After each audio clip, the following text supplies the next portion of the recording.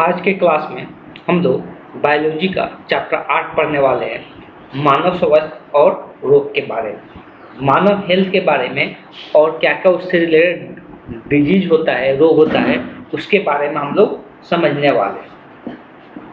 सबसे पहले हम लोग हेल्थ के बारे में समझेंगे कि हेल्थ क्या होता है। हम जानते हैं कि सार्थक एवं सुखी जीवन के लिए, अच्छे और जीवन के लिए उत्तम स्वास्थ्य की होना आवश्यक है। मतलब देखिए, सुखी जीवन जीना चाहते हैं तो उसके लिए उत्तम स्वास्थ्य होना आवश्यक है। मतलब हेल्थ हम लोग का अच्छा होना चाहिए। यह भी जानते हैं कि हमारे रहन सहन के तौर तरीके का तथा पर्यावरण का असर हमारे स्वास्थ्य पर पड़ता है। हम लोग जैसे जिस तरह से रहते हैं और जिस पर्यावरण में रहते हैं वहाँ पे हम लोग का हेल्थ में क्या आता है, उसका असर देखने को मिलता है। रहन सहन अच्छा होता है तो हेल्थ हम लोग का अच्छा रहता है। अच्छे पर्यावरण मिलता है तो हम लोग का हेल्थ अच्छा रहता है। बहुत पहले बीमारियों का ईश्वर का प्रकोप माना जाता था। पहले ये लोग मानते थे कि जो बीमारी है ना वो ईश्वर का प्रकोप है, ये ईश्वर देते हैं। लेकिन ऐसा अब नहीं माना जाता है। हम लोग को रहन सहन पर डिपेंड करता है और वहाँ के पर्यावरण पर डिपेंड करता है। परंतु अनुभव एवं शिक्षा से उसे यह एहसास हुआ कि बीमारियों का कारणों की रोकथाम से अच्छा स्वास्थ्य बनाकर रखा जा सकता है। तो हम लोग बीमारियों को रोकथाम करके स्वास्थ्य को अच्छा करके रख सकते हैं, ये बाद में पता चला शिक्षा से। इसके लिए कई बातों की आवश्यकता होती है, जिन्हें प्रमुख है स्वस्थ वायु होना चाहिए। हम लोग का जो आसपास का वायु है पूरी तरह से साफ सुथरा होना चाहिए। धूप मिलना चाहिए। जो धूप होता है, स्वस्थ पेयजल जो हम लोग पानी पीते हैं वो भी क्या होना चाहिए, स्वस्थ होना चाहिए। शौचालय वगैरह जो हम लोग यूज करते हैं वो पूरी तरह से साफ सुथरा होना चाहिए। संतुलित हम लोग का भोजन मिलना चाहिए। भोजन में सब चीज़ हम लोग को आहार के रूप में खाना चाहिए। आवास रहने के लिए जो आवास में जिस स्थान पे हम लोग रहते हैं वहाँ पे साफ सुथरा होना चाहिए। साफ कपड़े पहनना चाहिए। तो ये सब चीज़ें बताता है बीमारियों से सुरक्षा। वहाँ का वातावरण पूरी तरह से शुद्ध होना चाहिए, तब जाकर हम लोग बीमारियों से सुरक्षित रह सकते हैं। ये सब चीज़ें ध्यान में रखना चाहिए एक हेल्दी जीवन जीने के लिए। ठीक है। अगर बात करते हैं, आवश्यक है कि हम सभी को उन कारणों का पता होना चाहिए जो हमारे स्वास्थ्य को प्रभावित करते हैं। तो ये ऑब्वियस है कि हर एक इंसान को ये चीज़ें पता होना चाहिए कि जिस कारण से हमको बीमारी होता है, ये कारण हर एक लोगों को पता होना चाहिए और उससे कैसे हम लोग बच के रह सकते हैं, इस चीज़ को भी ध्यान में देना चाहिए। ठीक। अब हम लोग कब कहेंगे कि किसका हेल्थ अच्छा है, उसमें क्या चीज़ ऐसा देखेंगे तो हम लोग बोल सकते हैं कि उसका हेल्थ अच्छा है। तो इसके लिए WHO द्वारा बताया गया कि उसी का हेल्थ अच्छा होता है जो शारीरिक रूप से हेल्दी हो, मानसिक रूप से हेल्दी हो और सामाजिक रूप से हेल्दी हो। तो ये तीनों चीज़ से हेल्दी होना चाहिए। पहला हम लोग क्या बोल रहे हैं, शारीरिक रूप से हेल्दी हो, शारीरिक कोई बीमारी नहीं होना चाहिए, मानसिक कोई बीमारी नहीं होना चाहिए, साथ ही सामाजिक भी कोई बीमारी नहीं होना चाहिए। सामाजिक मतलब समाज के रहन सहन के हिसाब से हम जीवन व्यतीत करते हैं तो उसको हम सामाजिक कहते हैं। जैसे समाज साफ सुथरा होना चाहिए। तो ये सब चीज़ें भी स्वास्थ्य में आता है, ये सब चीज़ें भी हेल्थ में आता है। ये तीनों चीज़ हम लोग का अच्छा रहेगा तब जाके हम लोग बोला जाएगा कि क्या है कि हम लोग हेल्दी है। अदरवाइज ये तीनों में से कोई भी चीज़ खराब है हम लोग बोल सकते हैं कि हम लोग हेल्दी नहीं है। इस बात को ध्यान में रखना है। ठीक।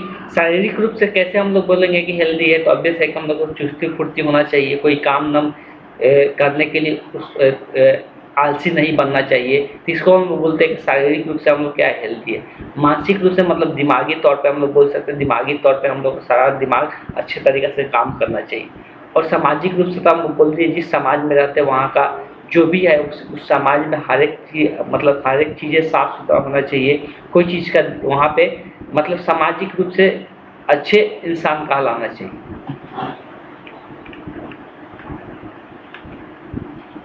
अब कुछ शर्त है अच्छे हेल्थ के लिए। क्या क्या शर्त है, अच्छा हेल्थ चाहते तो हम लोग क्या क्या होना चाहिए, इस चीज़ों को ध्यान में रखना जरूरी है। सबसे पहले हम लोग को संतुलित आहार लेना चाहिए। सबसे पहले क्या करना चाहिए, हम लोग का जो आहार का मतलब होता है खाना, ठीक। हम लोग जो खाना खाते हैं वो कैसा होना चाहिए, संतुलित। संतुलित का मतलब होता है कि हम लोग को आहार में क्या क्या चाहिए। हम लोग पता है कि आहार हम लोग का संतुलित तभी होगा जब हम लोग को आहार में सारा चीज़ मिले, कार्बोहाइड्रेट भी मिले, हाइड्रेट भी मिले और वसा भी मिले। कार्बोहाइड्रेट मिले, वसा मिले, प्रोटीन मिले, प्रोटीन भी प्राप्त हो, खनिज भी प्राप्त हो, खनिज लवण जिसको बोलते हैं, खनिज भी प्राप्त हो और साथ साथ विटामिन भी प्राप्त हो। तो ये पांच संतुलित आहार हम लोग को प्राप्त होना चाहिए। क्या क्या, कार्बोहाइड्रेट खाना के रूप में हम लोग ले सकते हैं, वसा भी लेना चाहिए थोड़ा बहुत मात्रा में, प्रोटीन भी जरूरी है, विटामिन भी जरूरी है, खनिज पदार्थ भी जरूरी है। ये सारे चीज़ें हम लोग को लेना चाहिए आहार के रूप में, तभी जाके हम लोग बोलते हैं कि क्या है कि हम लोग का जो आहार है वो संतुलित है, तभी जाके हम लोग हेल्दी रह सकते हैं। हम लोग किसी प्रकार के, अब कोई भी ज़्यादा मात्रा में लेना है, ना ही कम मात्रा में लेना है। ज़्यादा मात्रा में भी लेने पर दिक्कत आता है, कम मात्रा में भी लेने पर दिक्कत आता है। सबको पता होना चाहिए कि जो कार्बोहाइड्रेट होता है, तो कार्बोहाइड्रेट हम लोग कहाँ से मिलता है, तो ऑब्वियस है कार्बोहाइड्रेट चावल, और हम लोग जो भी अनाज खाते हैं, चावल खाते हैं, चाहे आटा खाते हैं, रोटी खाते हैं, उससे हम लोग कार्बोहाइड्रेट मिल जाता है। वसा हम लोग कहाँ से प्राप्त होता है, तो वसा दूध से भी प्राप्त हो जाता है, या कोई भी हम लोग तेलपक चीज़ें खाते हैं उससे भी हम लोग को वसा प्राप्त होता है। हाँ, इस बात को हर एक चीज़ को ध्यान रखना है कि हम लोग को जितना शरीर का जरूरत है उतना ही लें। प्रोटीन कहाँ से प्राप्त हो जाता है, तो ऑब्वियस है प्रोटीन के लिए दाल वगैरह खाते हैं, हम एग खाते हैं, चिकन खाते हैं, तो ये सबसे प्रोटीन प्राप्त हो जाता है। विटामिन हम लोग को अलग अलग विटामिन, कुछ मछली से प्राप्त होता है, कुछ साग सब्जी से प्राप्त होता है, साग सब्जी वगैरह सब चीज़ें खाना चाहिए।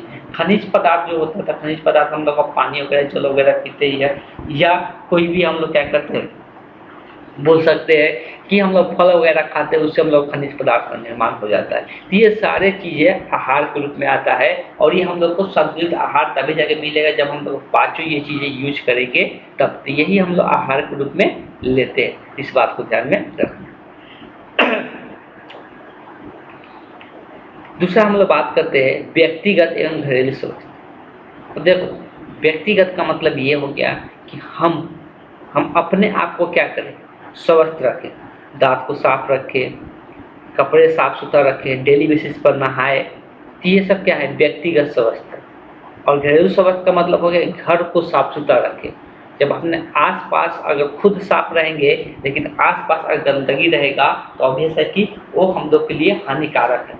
तो अपने आसपास भी क्या होना चाहिए, साफ सुथरा होना चाहिए। और अपने व्यक्तिगत में बार बार बोलते आ रहे, व्यक्तिगत में स्वास्थ्य में क्या हो गया, जब हम लोग मुंह धोते हैं, ब्रश करते हैं, ये हम लोग का व्यक्तिगत स्वास्थ्य हो गया। डेली स्नान करते हैं, ये हम लोग का व्यक्तिगत स्वास्थ्य हो गया। हम लोग को अपने नाखूनों को काटना चाहिए, ये सब व्यक्तिगत स्वास्थ्य है। तो ये सब चीज़ें हम लोग का व्यक्तिगत स्वास्थ्य हो गया। और अगर घरेलू स्वास्थ्य का बात करते हैं, तो हम लोग को जो घर है उसका साफ सुथरा रखना चाहिए, उसको हम लोग घरेलू स्वास्थ्य कहते हैं। उससे भी बीमारी देखने को मिल जाता है। तो ये दूसरा हम लोग का हो गया व्यक्तिगत और घरेलू स्वास्थ्य के बारे में ध्यान रखना है। पहला हो गया कि हम लोग का कैसे आहार होना चाहिए, तो हम लोग का आहार संतुलित होना चाहिए। दूसरा हो गया व्यक्तिगत एवं घरेलू स्वास्थ्य पर ध्यान रखना चाहिए, अगर हम लोग चाहते हैं कि अपने आप को हेल्दी रखें तब। ठीक है, खाने से पहले हाथ धोना चाहिए साबुन से, ये सब व्यक्तिगत स्वास्थ्य है। ठीक, अब अगर हम अपने आप को स्वस्थ रखना चाहते हैं, तीसरा शर्त ये है कि भोजन और जल शुद्ध होना चाहिए। भोजन, जो हम लोग भोजन खाते हैं, और जल जो पीते हैं, ये दोनों क्या होना चाहिए, शुद्ध होना चाहिए, ये साफ सुथरा होना चाहिए। अपने आप को स्वस्थ रखने के लिए इस बात को ध्यान में रखना है।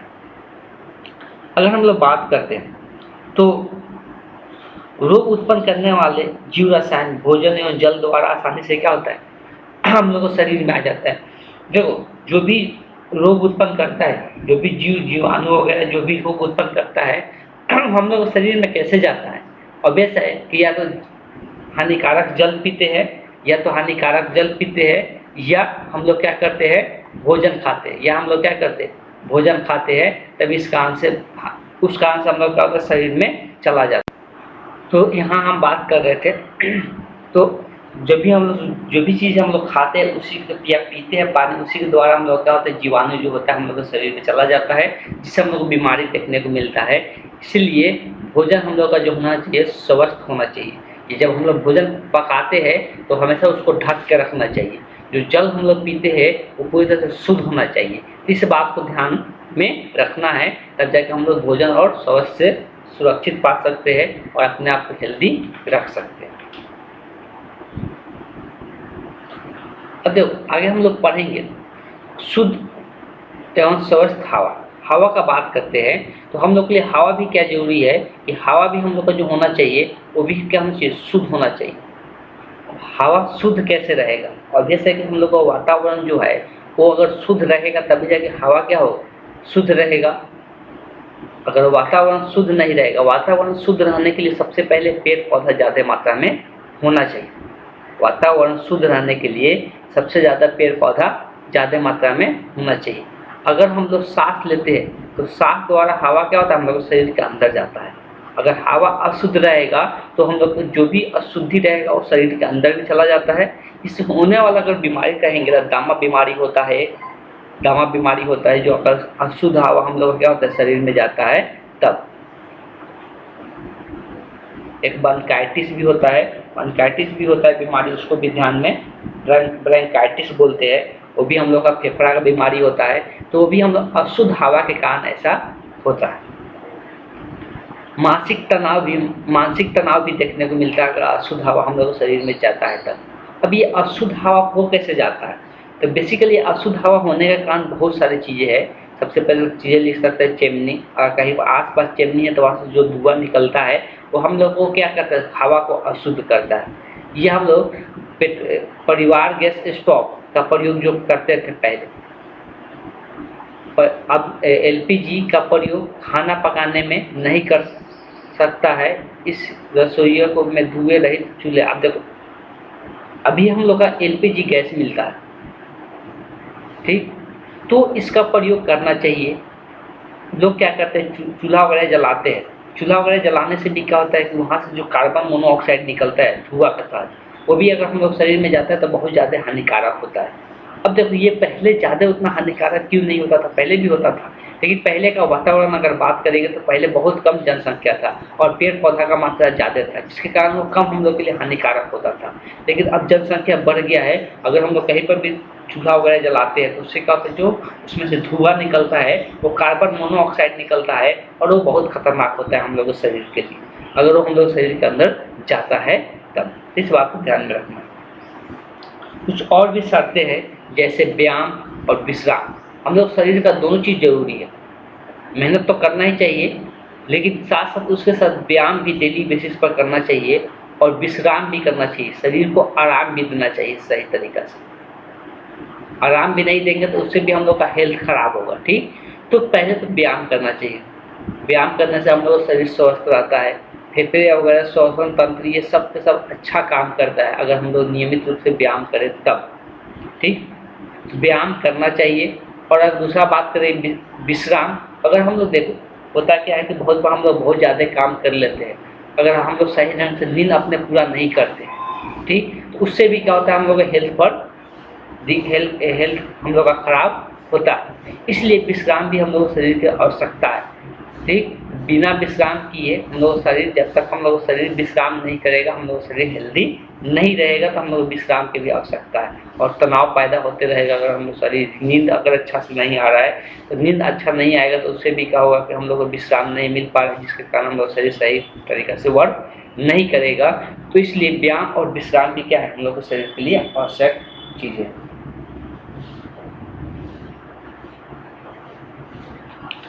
अब अगर बात करते हैं एक लास्ट में और है व्यसन। व्यसन अगर हिंदी में नहीं समझ में आया तो इंग्लिश में समझ में आएगा। इंग्लिश में इसको हम लोग बोलते हैं एडिक्शन। एडिक्शन के कारण भी हम लोग को बहुत ज़्यादा दिक्कतें देखने को मिलता है। व्यसन एक ऐसी स्थिति है जिनमें व्यक्ति मनोवैज्ञानिक के कार्तिक के तौर पर कस के चीज़ पर निर्भर करते हैं। अब देखो इसमें क्या होता है, इसको हम लोग समझेंगे। कोई चीज़ का हम लोग को आदत लग जाता है, उसी को हम लोग क्या कहते हैं, एडिक्शन कहते हैं, जो हम लोग के शरीर के लिए बहुत ज़्यादा हानिकारक होता है। जैसे धूम्रपान करना, ठीक, तो धूम्रपान लोग करते हैं, सिगरेट पीते हैं, या कोई शराब का आदत लग जाता है, ड्रग्स का आदत लग जाता है, तो ये सब क्या है, एडिक्शन है। और ये हम लोग के लिए बहुत ज़्यादा हानिकारक होता है। हीरोइन आता है, कोकीन आता है ड्रग्स में, जो मादक पदार्थ जिसको हम लोग कहते हैं, क्या कहते हैं, मादक पदार्थ कहते हैं। तो मादक पदार्थ में अगर बात करेंगे, मादक द्रव्य में, तो हीरोइन आता है, कोकीन आता है, हसीन आता है, हशीश आता है, तंत्रिका तंत्र, ये सब क्या करता है, हम लोग का जो तंत्रिका तंत्र होता है उसी को खराब करना शुरू कर देता है, उस पर हम लोग कंट्रोल खत्म हो जाता है। जब ये सब चीज़ें हम लोग करते हैं तो वो तंत्रिका तंत्र को प्रभावित करता है, जिस कारण से हम लोग का कंट्रोल खत्म हो जाता है। तो ये सब चीज़ें देखने को मिलता है। तो एडिक्शन एक बहुत बड़ा बीमारी है, किसी चीज़ का एडिक्शन नहीं होना चाहिए, इस बात को ध्यान देना चाहिए। ये सब कुछ आवश्यक शर्त हम लोग को हेल्दी रखने के लिए, तो ये सब चीज़ें पर ध्यान देंगे तभी जाकर हम लोग एक हेल्दी जीवन जी सकते हैं।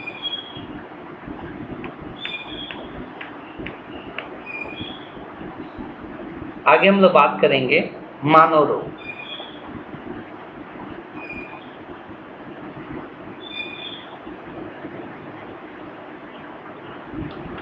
अब मानव में किस किस प्रकार के रोग होता है उसके बारे में हम लोग समझने वाले हैं।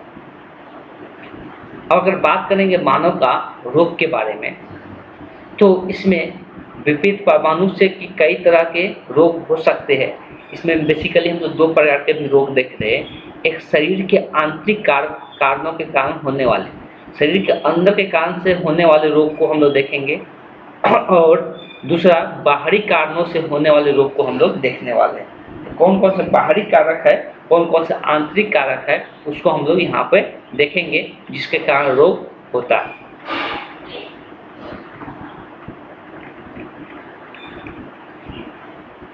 ज़्यादातर रोगों में कोई अंग या अंग तंत्र अपना सामान्य कार्य बंद कर देता है। अब देखो, शरीर के अंदर हम लोग को अंग होता है या अंग तंत्र होता है, वही क्या होता है, कार्य करना बंद कर देता है। तो ये हम लोग का आंतरिक कारण, ये हम लोग का क्या आंतरिक कारक है, जिसके कारण हम लोग को बीमारी देखने को मिलता है।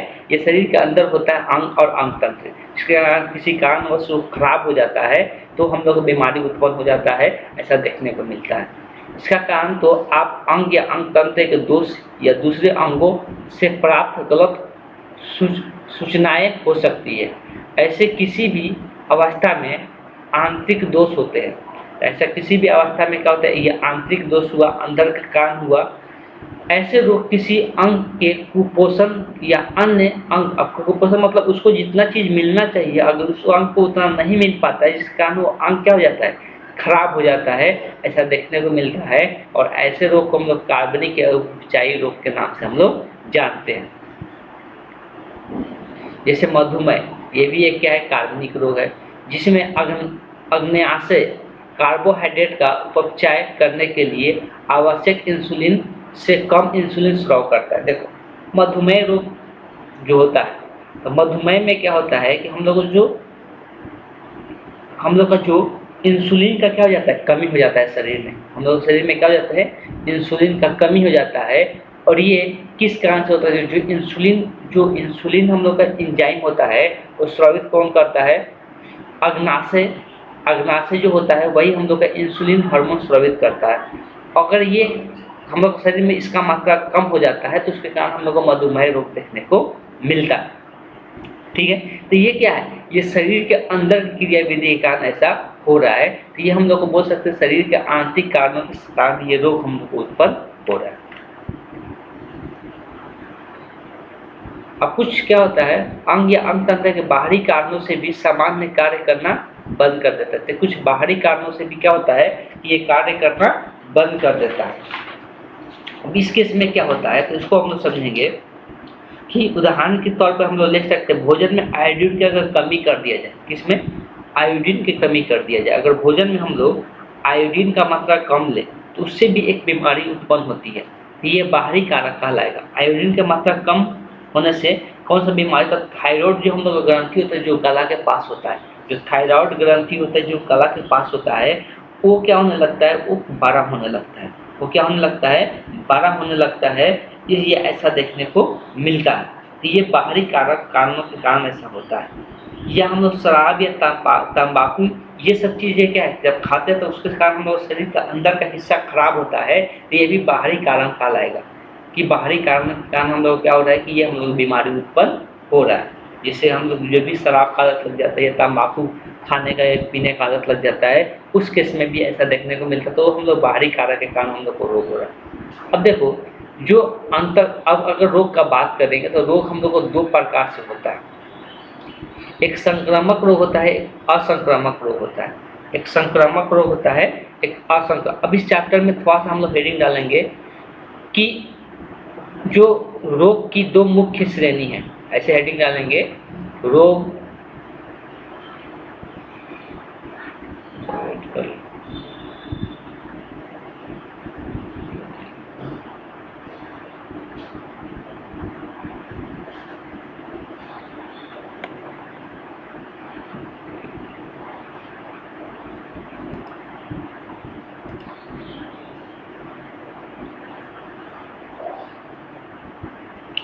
फिर ऐसा है कि रोग का हम लोग को दो प्रकार के रोग होता है।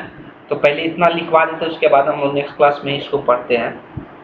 तो बेसिकली जो होता है, जो रोग की दो मुख्य श्रेणी होता है, उसको थोड़ा बहुत लिखवा के उसके बाद छोड़ देते हैं। तो रोग की दो मुख्य श्रेणियां होता है। दो कौन कौन सा होता है, दोनों को पहले लिख लेना है। एक होता है संक्रामक रोग, इसको लिखते चलना है, संक्रामक रोग। दूसरा होता है असंक्रामक रोग, असंक्रामक रोग, असंक्रामक रोग। ये दो प्रकार के रोग हम लोग को देखने को मिलता है, संक्रामक और असंक्रामक। जब रोग, अब देखो होता क्या है, इस बात को ध्यान रखना, ऐसे रोग जो प्रत्यक्ष या परोक्ष रूप से एक व्यक्ति से दूसरे व्यक्ति में संक्रमित हो सकते हैं, उनको हम लोग संक्रामक रोग हम लोग कहते हैं। जब कोई रोग एक व्यक्ति से दूसरे व्यक्ति में जा सकता है, जब कोई रोग एक व्यक्ति से दूसरे व्यक्ति में जा सकता है, तो उसको हम लोग क्या कहते हैं, संक्रामक रोग के नाम से जानते हैं। उसको हम लोग क्या कहते हैं, संक्रामक रोग के नाम से जानते हैं। इस बात को ध्यान में रखना है। जैसे काला जर, फाइलेरिया, मलेरिया, ये इसको ले जाने वाले भी कोई कारक हो सकता है। ऐसा नहीं कि डायरेक्ट चला जाता है एक व्यक्ति से, ये डायरेक्ट भी जा सकता है या ले जाने वाला भी कोई कारक इसमें देखने को मिल सकता है। तो उसको हम लोग क्या कहते हैं, संक्रामक रोग के नाम से जानते हैं। तो यहाँ पे संक्रामक रोग हेडिंग डाल के लिख लेना है, संक्रामक रोग जो बोल रहे हैं उसको लिखना है। ऐसा रोग जो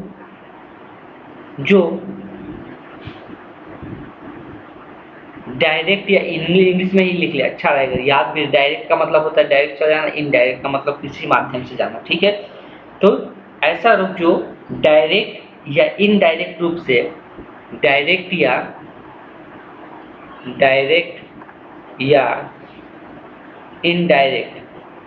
इनडायरेक्ट रूप से एक व्यक्ति से दूसरे व्यक्ति में, एक व्यक्ति से लिख रहा, एक व्यक्ति से दूसरे व्यक्ति को संक्रमित, एक व्यक्ति से दूसरे व्यक्ति संक्रमित हो जाते हैं। डायरेक्ट या इनडायरेक्ट रूप से एक व्यक्ति से दूसरे व्यक्ति संक्रमित हो जाते हैं,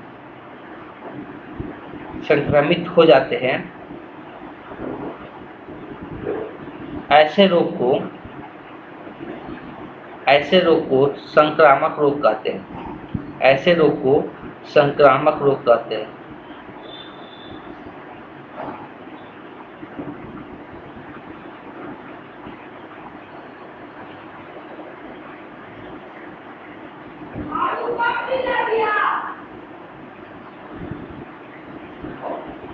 अब देखो, संक्रामक रोग भी दो तरीका से होता है। या तो एक ऐसा रोग होता है जो एक व्यक्ति से डायरेक्ट दूसरे व्यक्ति में चला जाए। एक होता है कि एक माध्यम के थ्रू, मतलब एक व्यक्ति में है, दूसरे व्यक्ति में डायरेक्ट नहीं जा सकता है, एक कोई माध्यम के थ्रू जाएगा, किसी माध्यम के थ्रू जाएगा, तो ये दो प्रकार की चीज़ें देखने को मिलता है। जो ऐसा रोग जो एक व्यक्ति से डायरेक्ट दूसरे व्यक्ति में चला जाए, संक्रामक में ही दो चीज़ें होता है। जब ऐसा रोग जो एक व्यक्ति से डायरेक्ट दूसरे व्यक्ति में चला जाए, तो अगर हम लोग बात करेंगे एक व्यक्ति से दूसरे व्यक्ति में डायरेक्ट, एक व्यक्ति से डायरेक्ट, एक हम लोग लिख सकते हैं डायरेक्ट एक व्यक्ति से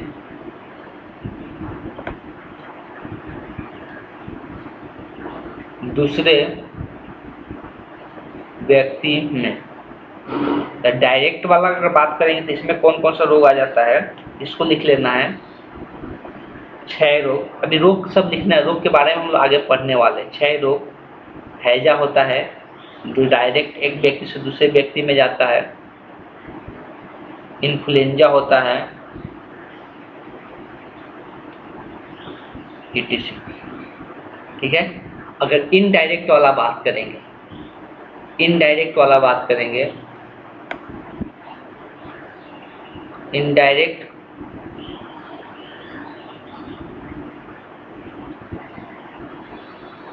वाला हम बात करेंगे एक व्यक्ति से दूसरे व्यक्ति में, ये किसी माध्यम के थ्रू जाता है। ये कैसे जाता है,